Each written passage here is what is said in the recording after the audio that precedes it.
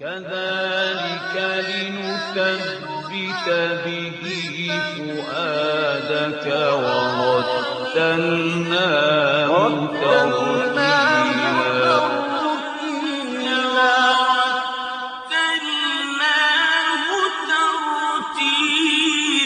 أيها الإخوة والأخوات، نستمع الآن إلى تلاوة الجزء 26 من القرآن الكريم ضمن المصحف الكامل بصوت القارئ الشيخ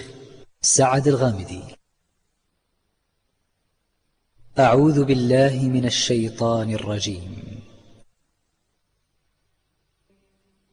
بسم الله الرحمن الرحيم. حميم. تنزيل الكتاب من الله العزيز الحكيم.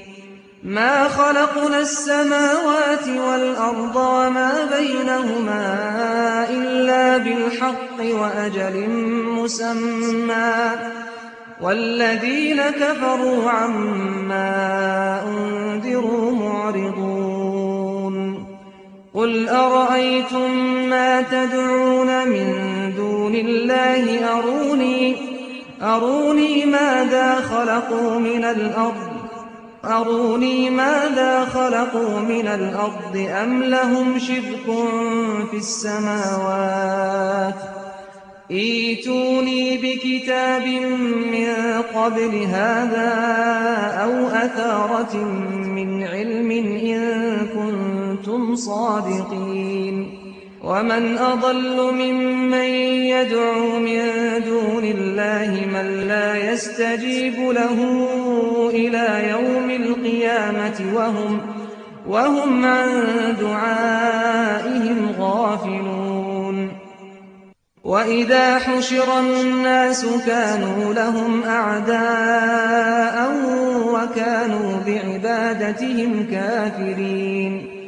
وإذا تتلى عليهم آياتنا بينات قال الذين كفروا للحق لما جاءهم هذا سحر مبين أم يقولون افتراه قل إن افتريته فلا تملكون لي من الله شيئا هو أعلم بما تفيضون فيه كفى به شهيدا بيني وبينكم وهو الغفور الرحيم. قل ما كنت بدعا من الرسل وما أدري ما يفعل بي ولا بكم إن أتبع إلا ما يوحى إلي وما أنا إلا نذير مبين. قل أرأيتم إن كان من عند الله وكفرتم به وشهد شاهد من بني إسرائيل على مثله فآمن واستكبرتم إن الله لا يهدي القوم الظالمين. وقال الذين كفروا للذين آمنوا لو كان خيرا ما سبقونا إليه وإذ لم يهتدوا به فسيقولون هذا إفك قديم ومن قبله كتاب موسى إماما ورحمة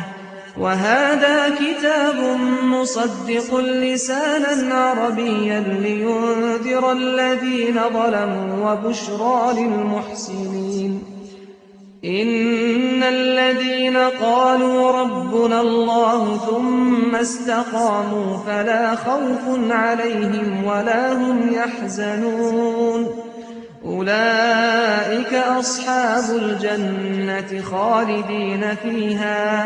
خالدين فيها جزاء بما كانوا يعملون. ووصينا الإنسان بوالديه إحسانا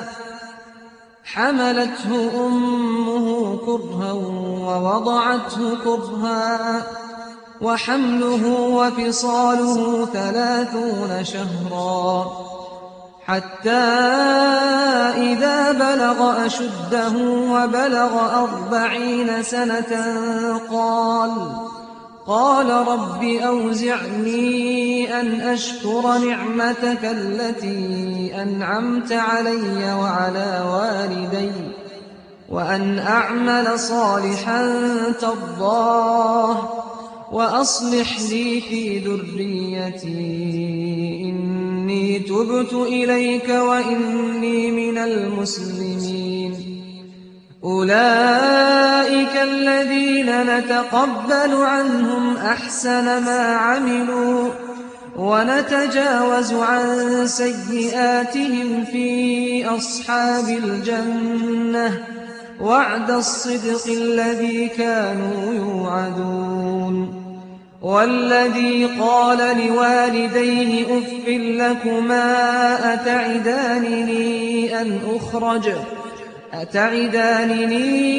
أن أخرج وقد خلت القرون من قبلي وهما يستغيثان الله ويلك آمن إن وعد الله حق فيقول ما هذا إلا أساطير الأولين. أولئك الذين حق عليهم القول في قد خلت من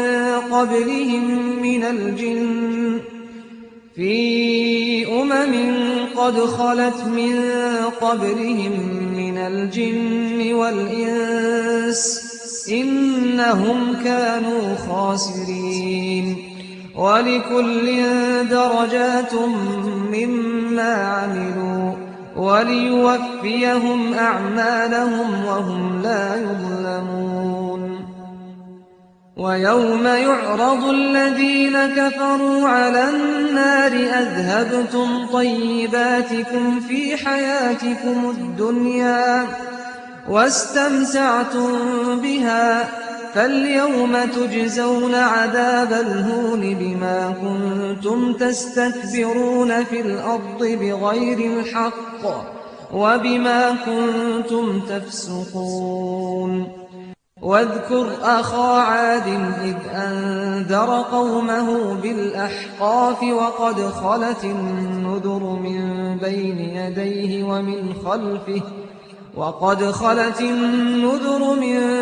يديه ومن خلفه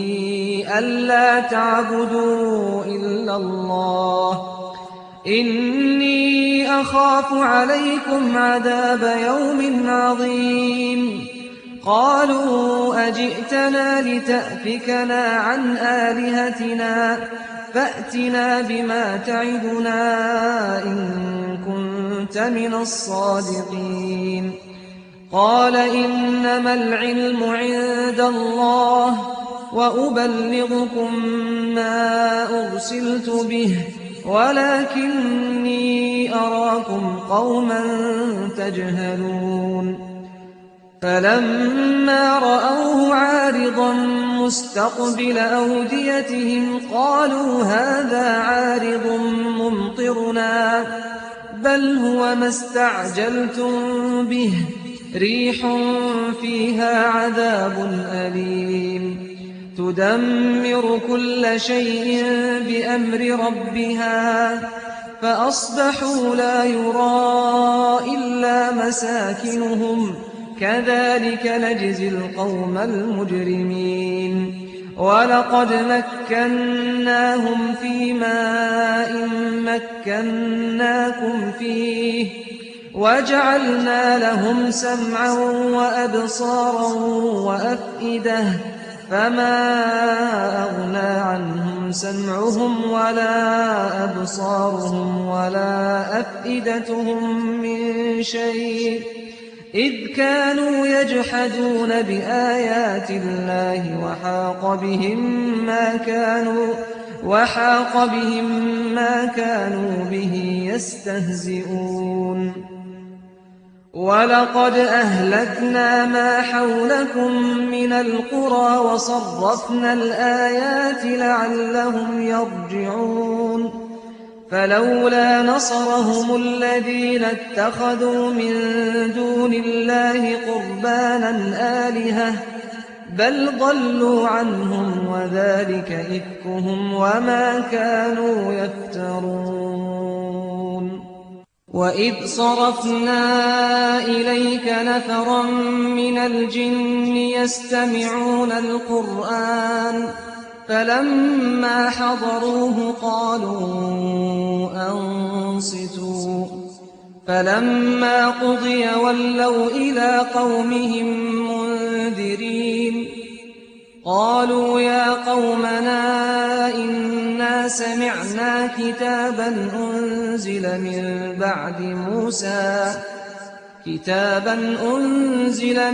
بعد موسى مصدقا لما بين يديه يهدي إلى الحق وإلى طريق مستقيم. يا قومنا أجيبوا داعي الله وآمنوا به يغفر لكم من ذنوبكم ويجركم من عذاب أليم. ومن لا يجب داعي الله فليس بمعجز في الأرض وليس له من دونه أولياء أولئك في ضلال مبين. أولم يروا أن الله الذي خلق السماوات والأرض ولم يعي بخلقهن بقادر على أن يحيي الموتى بلى إنه على كل شيء قدير. ويوم يعرض الذين كفروا على النار أليس هذا بالحق قالوا بلى وربنا قال فذوقوا العذاب بما كنتم تكفرون. فاصبر كما صبر أولو العزم من الرسل ولا تستعجل لهم كأنهم يوم يرون ما يوعدون لم يلبثوا إلا ساعة من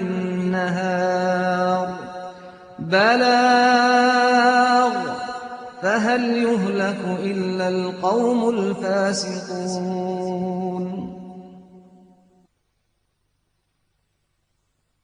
بسم الله الرحمن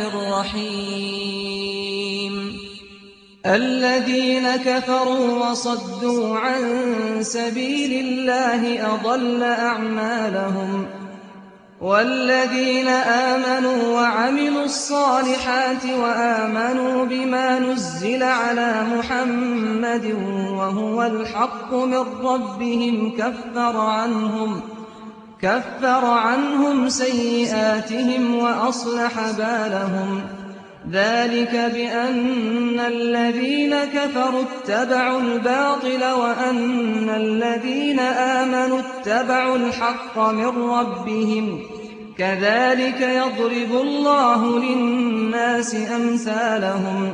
فإذا لقيتم الذين كفروا فضرب الرقاب حتى إذا أثخنتموهم فشدوا الوثاق فإما منا بعد وإما فداء حتى تضع الحرب أوزارها.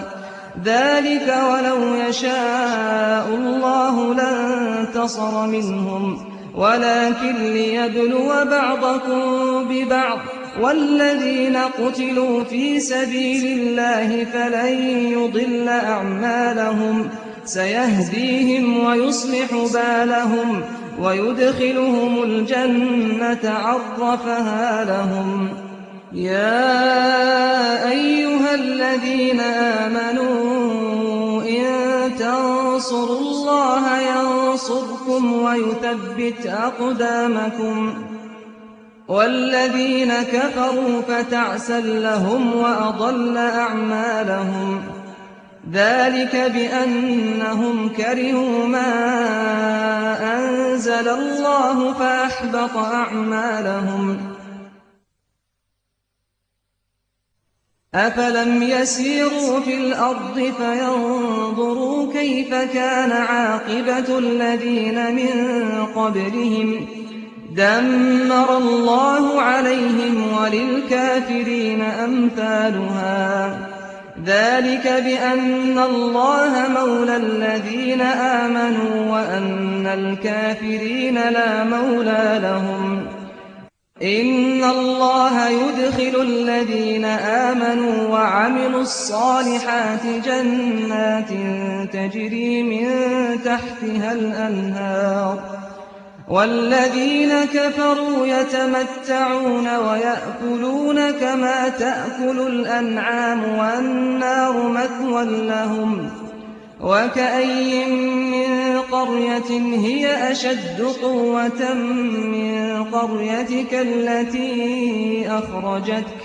أهلكناهم فلا ناصر لهم أفمن كان على بينة من ربه كمن زين له سوء عمله واتبعوا أهواءهم مثل الجنة التي وعد المتقون فيها أنهار من ماء غير آسن وأنهار من لبن لم يتغير طعمه وأنهار من خمر لذة للشاربين وأنهار من عسل مصفى ولهم فيها من كل الثمرات ومغفرة من ربهم كمن هو خالد في النار وسقوا ماء حميما فقطع أمعاءهم ومنهم من يستمع إليك حتى إذا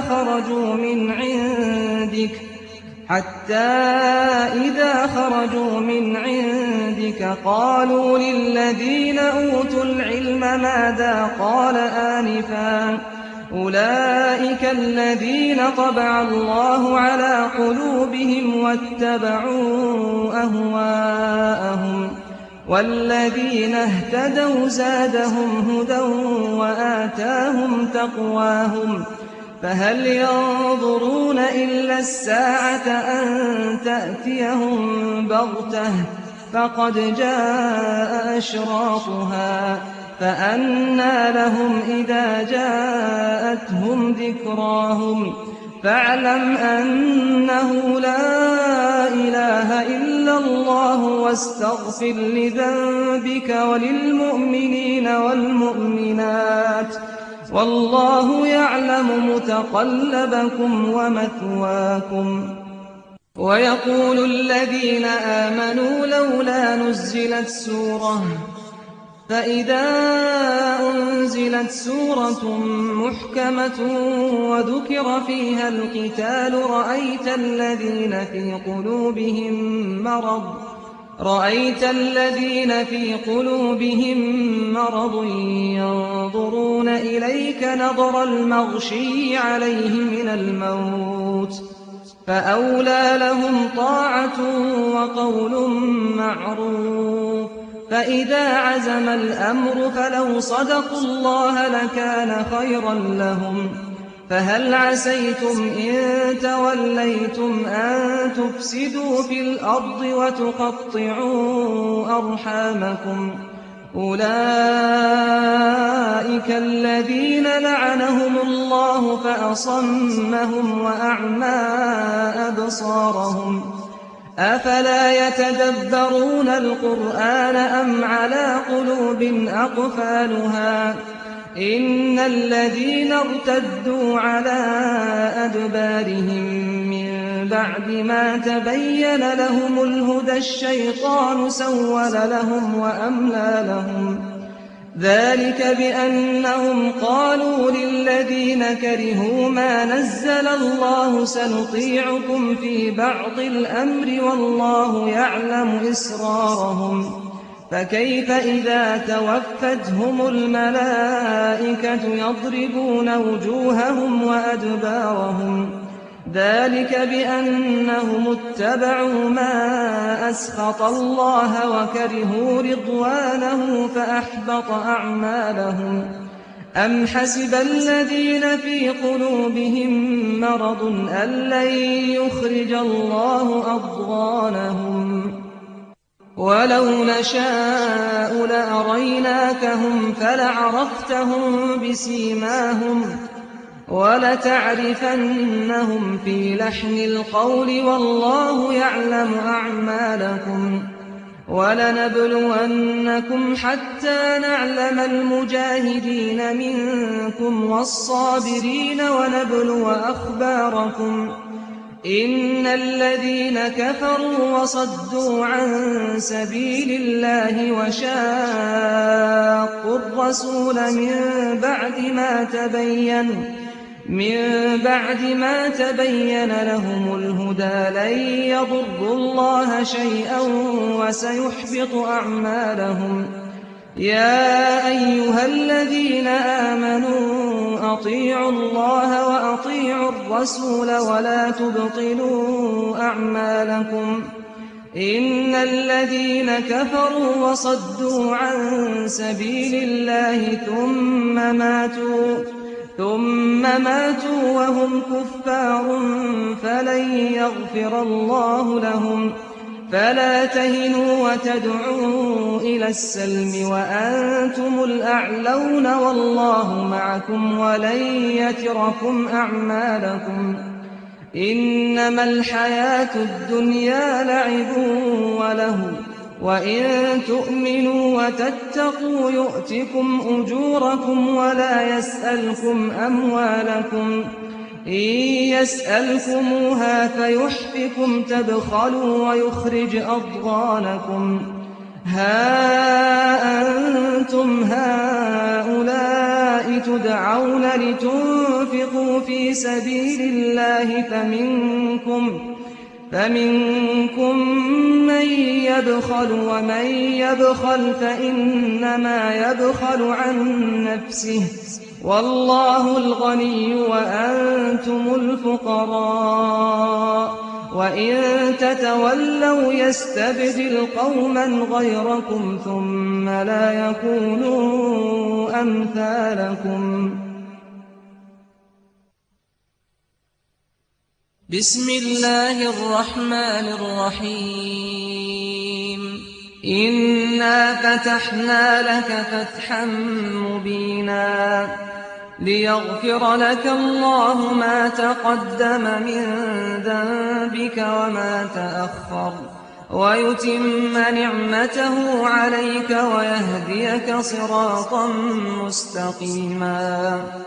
وينصرك الله نصرا عزيزا هو الذي أنزل السكينة في قلوب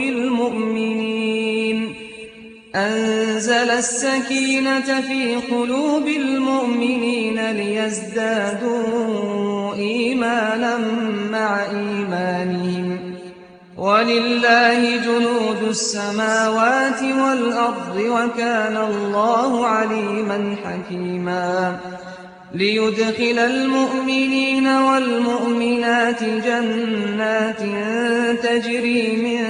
تحتها الأنهار خالدين فيها ويكفر عنهم سيئاتهم وكان ذلك عند الله فوزا عظيما ويعذب المنافقين والمنافقات والمشركين والمشركات الظانين بالله ظن السوء عليهم دائرة السوء وغضب الله عليهم ولعنهم وأعد لهم جهنم وساءت مصيرا ولله جنود السماوات والأرض وكان الله عزيزا حكيما إن إِنَّا أَرْسَلْنَاكَ شَاهِدًا وَمُبَشِّرًا وَنَذِيرًا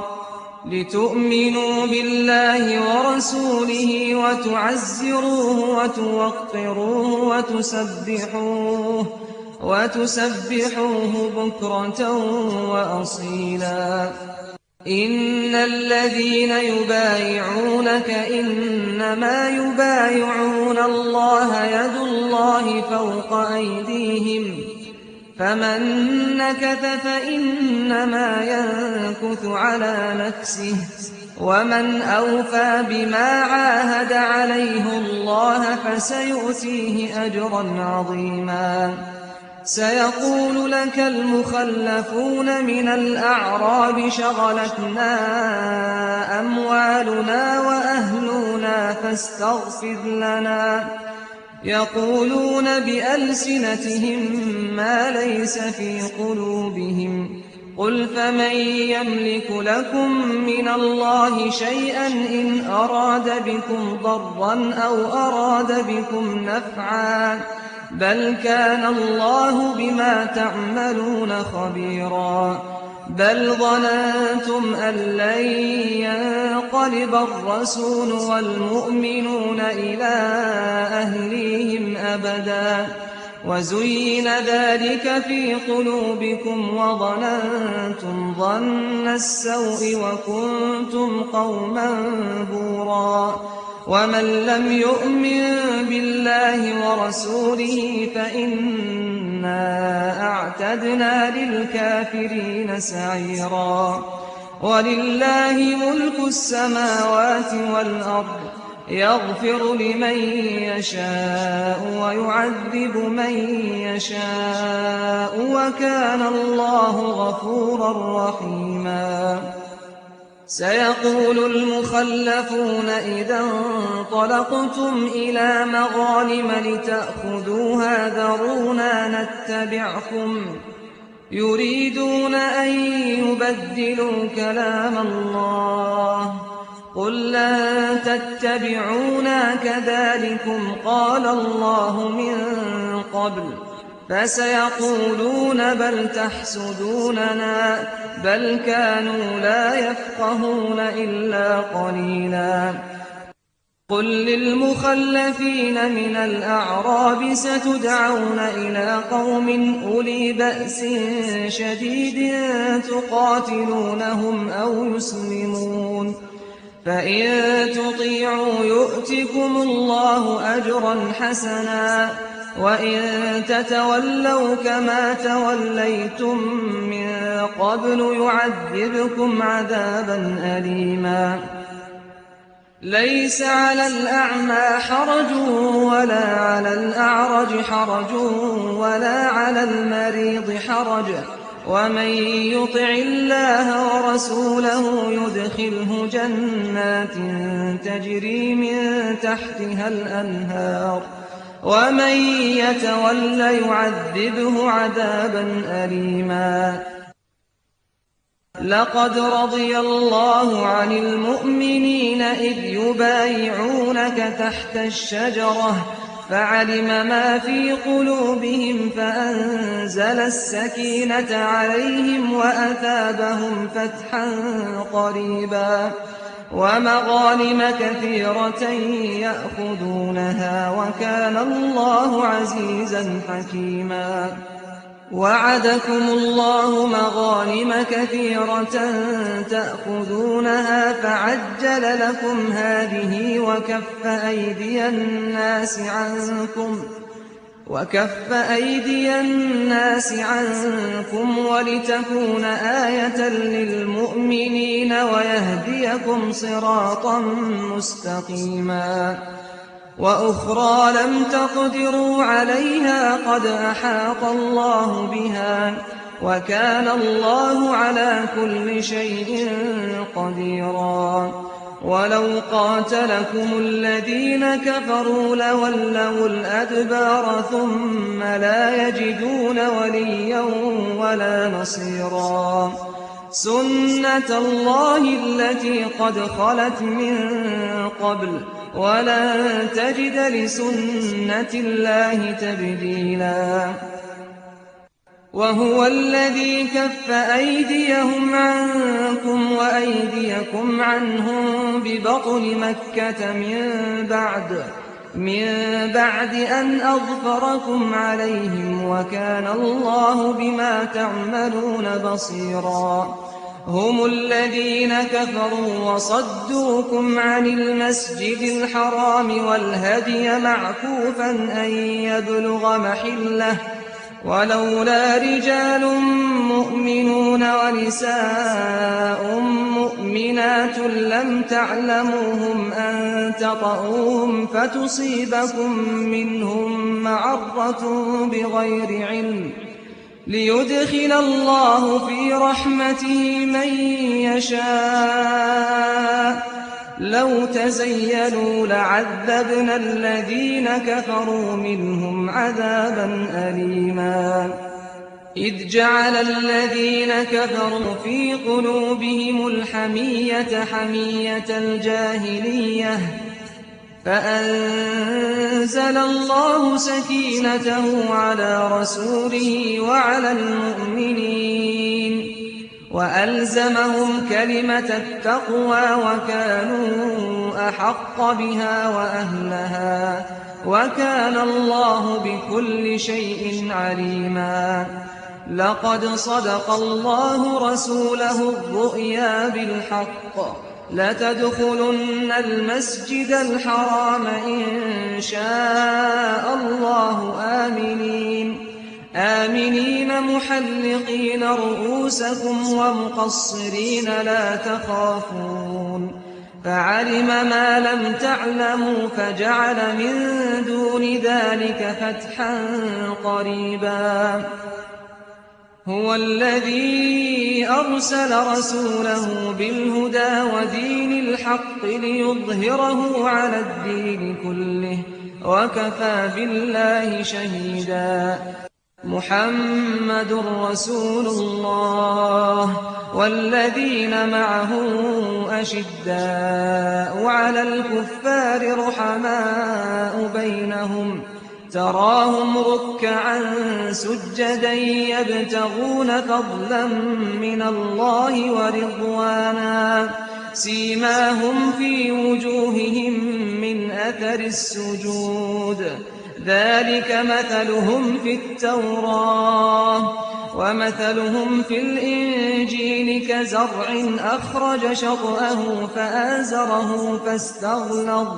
فآزره فاستغلظ فاستوى على سوقه يعجب الزراع ليغيظ بهم الكفار وعد الله الذين آمنوا وعملوا الصالحات منهم مغفرة وأجرا عظيما بسم الله الرحمن الرحيم يا أيها الذين آمنوا لا تقدموا بين يدي الله ورسوله واتقوا الله إن الله سميع عليم يا أيها الذين آمنوا لا ترفعوا أصواتكم فوق صوت النبي ولا تجهروا له بالقول كجهر بعضكم لبعض أن تحبط أعمالكم وأنتم لا تشعرون إن الذين يغضون أصواتهم عند رسول الله أولئك الذين امتحن الله قلوبهم للتقوى لهم مغفرة وأجر عظيم إن الذين ينادونك من وراء الحجرات أكثرهم لا يعقلون ولو أنهم صبروا حتى تخرج إليهم لكان خيرا لهم والله غفور رحيم يا أيها الذين آمنوا إن جاءكم فاسق فاسق بنبأ فتبينوا أن تصيبوا قوما بجهالة فتصبحوا على ما فعلتم نادمين. واعلموا أن فيكم رسول الله لو يطيعكم في كثير من الأمر لعنتم، ولكن الله حبب إليكم الإيمان وزينه في قلوبكم وكره إليكم الكفر والفسوق والعصيان، أولئك هم الراشدون، فضلا من الله ونعمة، والله عليم حكيم. وإن طائفتان من المؤمنين اقتتلوا فأصلحوا بينهما، فإن بغت إحداهما على الأخرى فقاتلوا التي تبغي حتى تفيء إلى أمر الله، فإن فاءت فأصلحوا بينهما بالعدل وأقسطوا، إن الله يحب المقسطين. إنما المؤمنون إخوة فأصلحوا بين أخويكم واتقوا الله لعلكم ترحمون. يا أيها الذين آمنوا لا يسخر قوم من قوم عسى أن يكونوا خيرا منهم، ولا نساء من نساء عسى أن يكن خيرا منهن، ولا تلمزوا أنفسكم ولا تنابزوا بالألقاب، بئس الاسم الفسوق بعد الإيمان، ومن لم يتب فأولئك هم الظالمون. يا أيها الذين آمنوا اجتنبوا كثيرا من الظن إن بعض الظن إثم، ولا تجسسوا ولا يغتب بعضكم بعضا، أيحب أحدكم أن يأكل لحم أخيه ميتا فكرهتموه، واتقوا الله إن الله تواب رحيم. يا أيها الناس إنا خلقناكم من ذكر وأنثى وجعلناكم شعوبا وقبائل لتعارفوا، إن أكرمكم عند الله أتقاكم، إن الله عليم خبير. قالت الأعراب آمنا، قل لم تؤمنوا ولكن قولوا أسلمنا ولما يدخل الإيمان في قلوبكم، وإن تطيعوا الله ورسوله لا يلتكم من أعمالكم شيئا، إن الله غفور رحيم. إنما المؤمنون الذين آمنوا بالله ورسوله ثم لم يرتابوا وجاهدوا بأموالهم وأنفسهم في سبيل الله، أولئك هم الصادقون. قل أتعلمون الله بدينكم والله يعلم ما في السماوات وما في الأرض، والله بكل شيء عليم. يمنون عليك أن أسلموا، قل لا تمنوا علي إسلامكم، بل الله يمن عليكم أن هداكم للإيمان إن كنتم صادقين. إن الله يعلم غيب السماوات والأرض، والله بصير بما تعملون.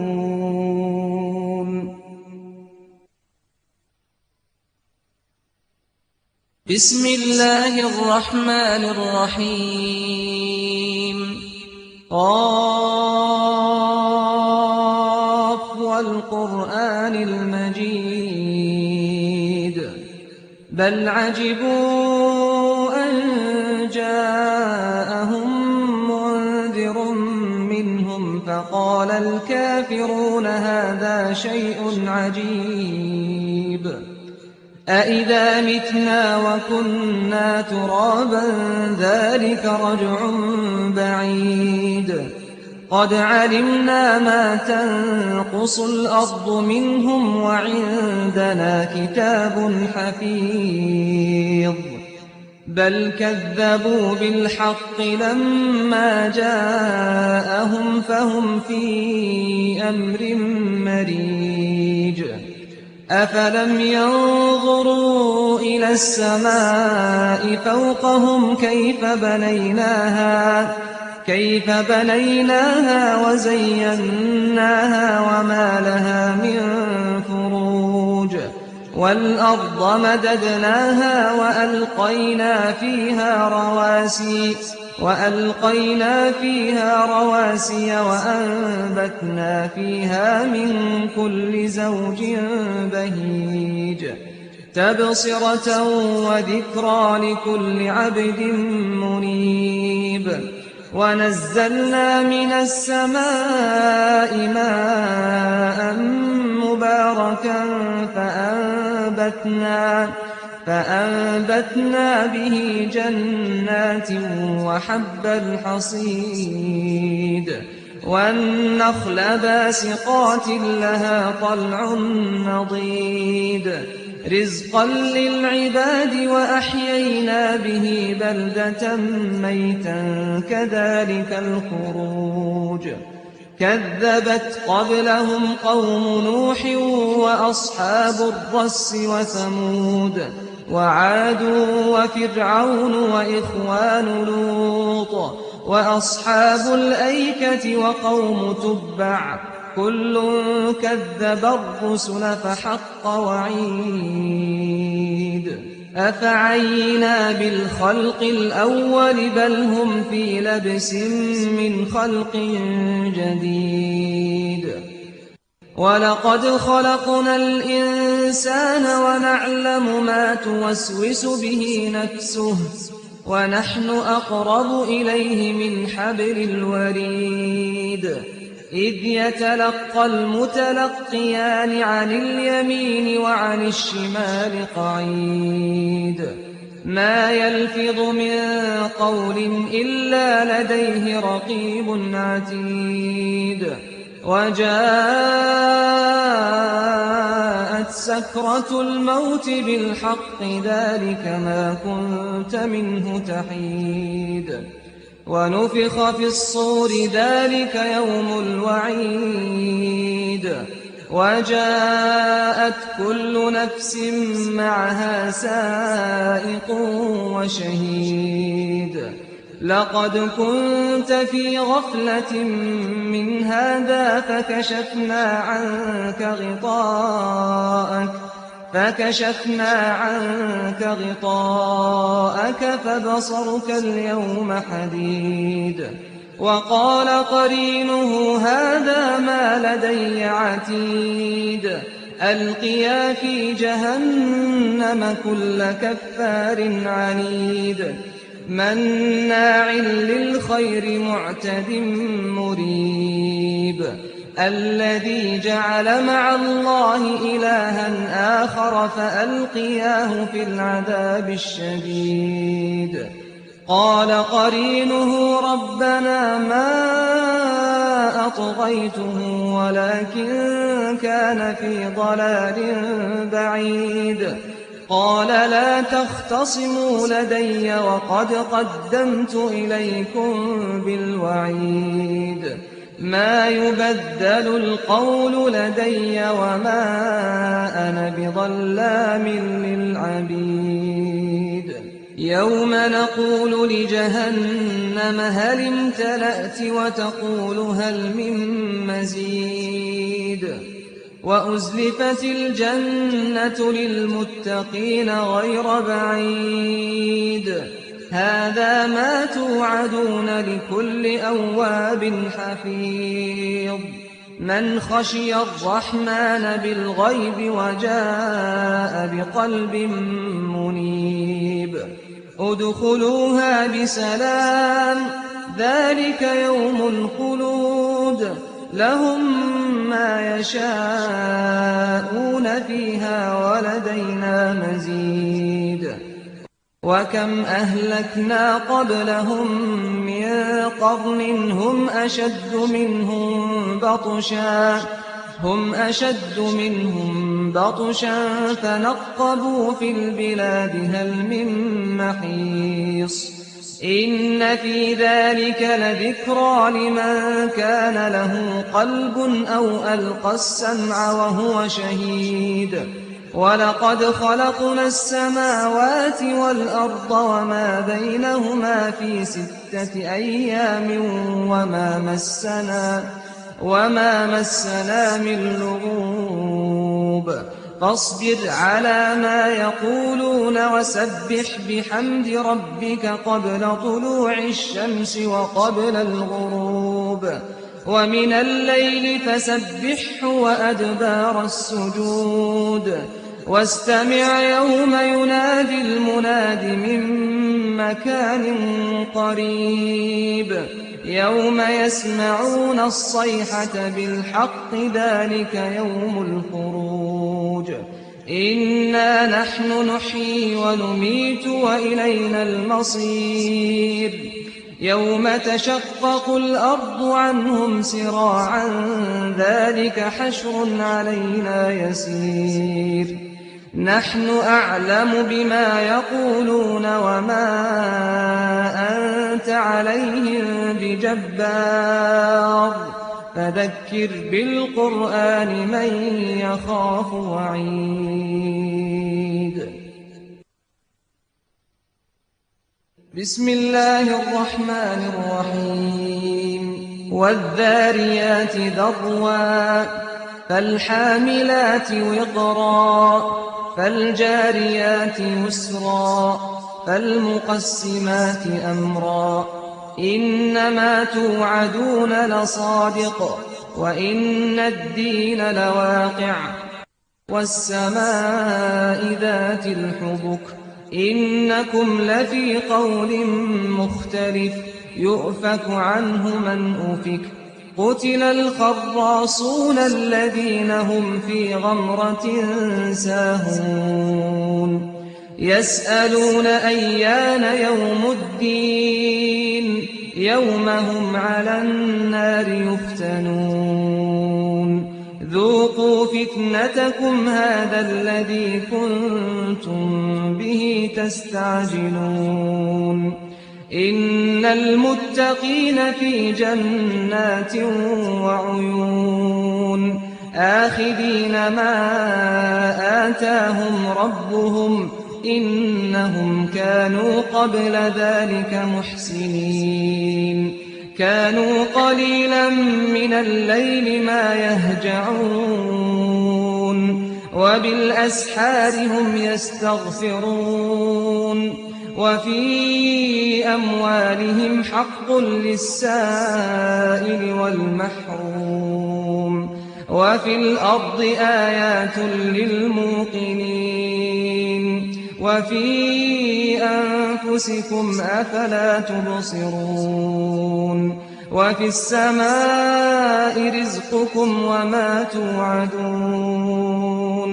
فورب السماء والأرض إنه لحق مثل ما أنكم تنطقون هل أتاك حديث ضيف إبراهيم المكرمين إذ دخلوا عليه فقالوا سلاما قال سلام قوم منكرون فراغ إلى أهله فجاء بعجل سمين فقربه إليهم قال ألا تأكلون فأوجس منهم خيفة قالوا لا تخف وبشروه بغلام عليم فأقبلت امرأته في صرة